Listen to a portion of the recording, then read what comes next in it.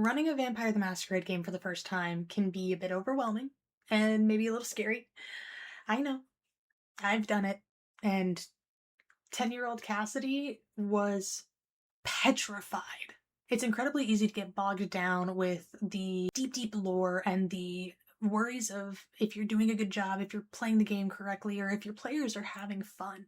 But honestly, you don't need a PhD in Kindred history to run a phenomenal chronicle. Today, I have decided to bring you guys 5 tips that I have implemented that made this Cassidy a significantly more confident storyteller. And stick around for the end, because I have like a bonus tip. It's not really a bonus tip, it's just... Anyway, let's get into it.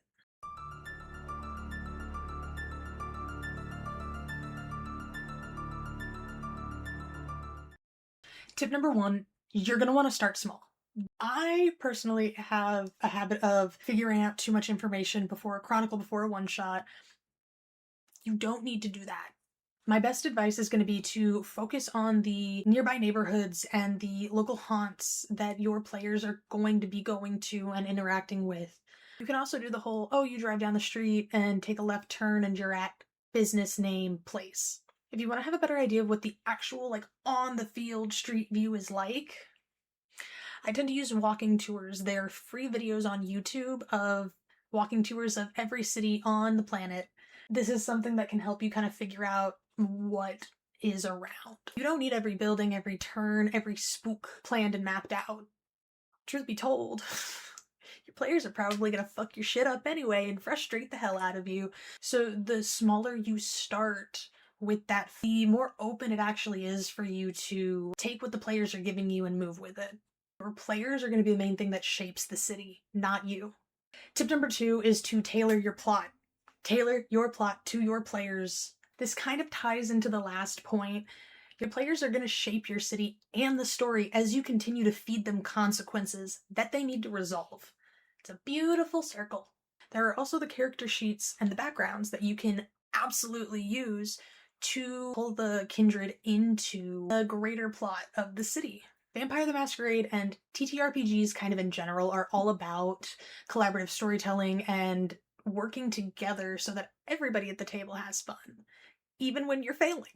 So read the character sheet, read the background, maybe pull in their sire, pull in a scorned lover, Fata Morgana, an image of their dead mother. I don't know, have fun with it. Also talk to your players. Session 0 is very important, and part of that is you want to talk to your players about their characters. See how they've interacted with the city. Do they have enemies? Do they have allies? Have they aligned themselves with the Camarilla, the Anarch? Do they have local haunts that they go to? Do they run a bar? Are they like, these are things that can help you figure out how the world interacts with them as you tell it. Also, keep a notebook handy and listen to the off-the-cuff things that your players say, because sometimes they will give you things that don't necessarily make sense in the moment, but you can use later. An example I like to give is in Critical Role Campaign 3. Yes, Campaign 3, Sam Riegel played Not, and at one point in the very beginning they were talking about the rain and the water, and Not was just like, oh, I don't like the water. Amphibious. Amphibious. Yeah, there's a sea anemone I under there don't as do well. well with water. I don't think I can go down there. Give us a bunch of episodes later, and that got built up to a core traumatic memory as to why Not doesn't fuck with water. They brought me to this river. And they drowned me in it. I can still feel the water in my lungs. So keep a notebook, keep the little things that they say written down just on the side. All of these things are what I like to call mystery Mouseketools. Things you can throw at your players and at the coterie to tie them into the greater plot in very horrific and personal ways. Vampire the Masquerade is a game of personal and political horror. I'm also kind of mean. Tip number 3, pay attention to your players. Specifically, I recommend you keep track of their hunger, humanity, and willpower on either physical or digital character sheet versions of theirs. Like, storytellers should have their character sheets, you can also be filling in their hunger, humanity, and willpower as they lose or gain. Why? Because then you can tailor the situation. For instance, if their humanity is low, people are going to react to them differently. If their hunger is super, super high, you're going to be aware if they need to feed before a very big fight. You're the storyteller, you set this up, you know if they're going to need extra blood or if they're going to need to use their blood for this fight. Give them a chance to feed before it. Additionally, I do this thing, and I'm pretty sure it's from Wraith. I'm pretty sure it's a Wraith mechanic.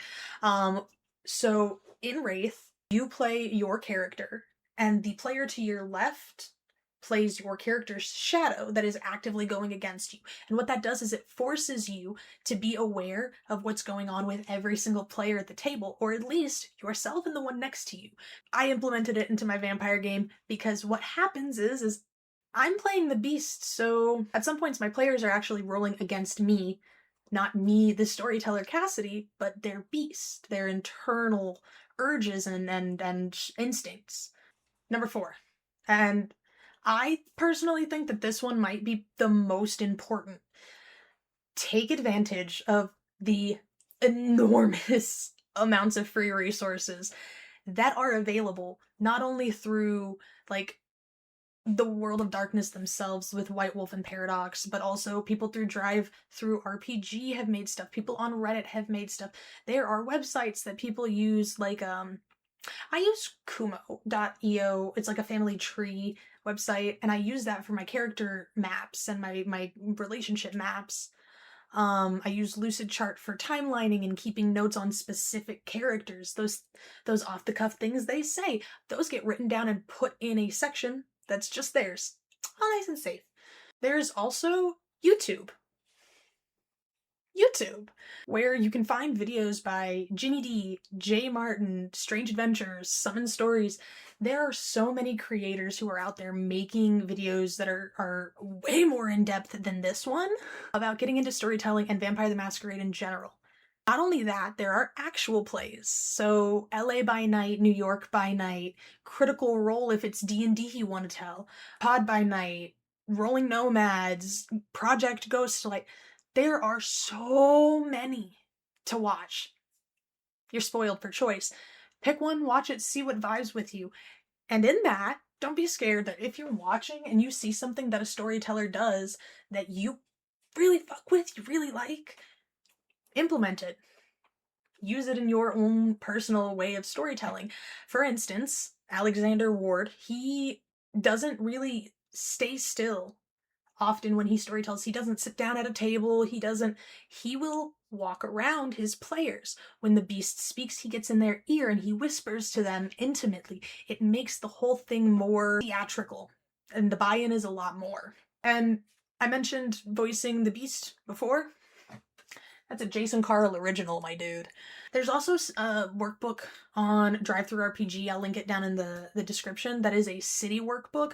I never fill it out fully, but it's an amazing resource to have to just get all of that information that you have made up into one document that you can just scroll or flip through. For your players, character sheets are free. Whether you get it through the Paradox website or you go online and you use Mr. Gon's fillable sheets, they're free. Both of those will be also down in the description. Don't worry. Everything that I'm talking about is going to be down there with like little cliff notes of what they do, why they're good, why I recommend them. So in my editing process, I realize I'm not talking about my favorite thing to use, this guy. I will take this plot diagram and in between 3 words to a sentence, I will kind of figure out ideally how I want the story or chronicle or one-shot to go. Typically, I will fill out the exposition, the climax, and optional resolutions. This is definitely something that helps, especially when you don't want to plan and you just want to kind of improvise, you know? So, for the final tip, number 5, lean into the local. Pull from the real world and add a bit of spice to it. Let me add a little bit of spice to that. For this one, I'm going to actually use an example. I just finished writing a one-shot for a group of my friends to entertain me and play a game in Louisville, Kentucky, which is, if you've been paying attention, where Victoria Crest is the prince of. I mean, self-inserts. What do you mean? But I picked this city for a reason. This is a city that I grew up in. I went to elementary, middle, and high school in Louisville, Kentucky.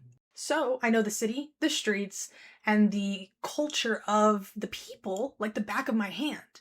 I highly recommend starting with somewhere where you know well, a city you may have lived in for a long period of time, or maybe one you had a hyperfixation in. Shit, I could do one for Cairo. Pick a city that you know, the history, the urban legends, the strange, weird little side fuckeries. For instance, again, we're gonna go to Louisville. So, Waverly Hills Sanatorium and Tuberculosis Treatment Center, right? We know it, we love it. It is famous for its massive size and being a very haunted, very spooky, abandoned, dilapidated tuberculosis hospital. In my game, it's the Nosferatu domain, and it's crawling with wraiths and a few demons, but Demon the Fallen hasn't been adapted to V5 yet, so we work how we can. Churchill Downs is the center of the city's elite, where they come together on an annual basis to dress to the nines and show off their wealth and show off how much better they are than everybody else. So that's obviously Elysium. Finding out how a city genuinely, really, actually breathes in the real world can help you bring it to life in the world of darkness. And finally, we have our little bonus tip. It's really not a tip at all. All it is... Man, fuck the rules. Fuck the rules. Like, they're there, they exist, sure. If you fuck up a mechanic in your very first story, no one's gonna blame you. If you go, hey guys, I accidentally did this wrong, no one's gonna blame you. And, and tabletop role-playing games have this beautiful concept called the rule of cool. If you can make it work, it can work. You don't have to necessarily always follow the rules. There is no wrong way to play Vampire the Masquerade or tabletop role-playing games unless you're not having fun. Plain and simple. When me and my friends play on Discord or Roll20, I actually send them little messages and be like, so you know this and nobody else knows this, you get to decide if you want to share it with them. It's fun. You're here to have fun with your friends and to tell a vampire story. So tell the fucking vampire story. Just fucking do it. Well, with that, thank you all so much for watching. I have to just say, we hit 200 subscribers the other day. As of filming, we are at 218. Holy shit. Hi to all of the new people. Let me know your best storyteller tip for the fresh blood down in the comments. I will be creeping in there for the next 2 days. See you next time. Bye-bye.